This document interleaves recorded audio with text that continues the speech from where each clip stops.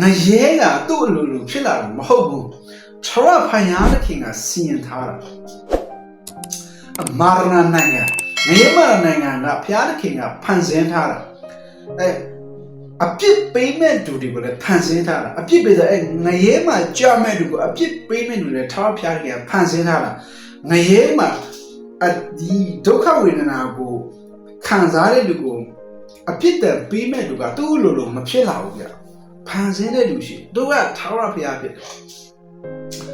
။ဘာကြောင့်ဖန်ဆင်းငကိုဖန်ဆင်းတာကိုကျွန်တော်တို့လူသားအတွက်မဟုတ်ခဲ့ဘူး။ငကိုဖန်ဆင်းတာကတော့ဘုရားခင်ကိုပုံကံသွားတဲ့လူစီဖာနဲ့သူ့ရဲ့နောက်လိုက်တွေအတွက်ပေးမဲ့နေရပါ။ဒါပေမဲ့လူစီဖာကကျွန်တော်တို့လူသားတွေကိုမနာလို့တယ်။ဘုရားခင်အရန်ချစ်တဲ့လူကိုမနာလို့တဲ့အခါမှာသူကဒီစัจ java ကိုနေချခြင်းခံရတာဒီစัจ java မောင်မိုက်ထဲမှာသူကဘုရားခင်ကဘာလဲတတိယကောင်းကင်ဘုံမှာစိုးစံတယ်စိုးစံတော့အောက်ဆိုတဲ့ဒီစัจ java ကိုနေချခြင်းခံရမှာစัจ java မှာလွတ်လပ်လာဟာမှာဆိုလွတ်မျောနေပြီးတော့နေထိုင်တာပေါ့ဗျာ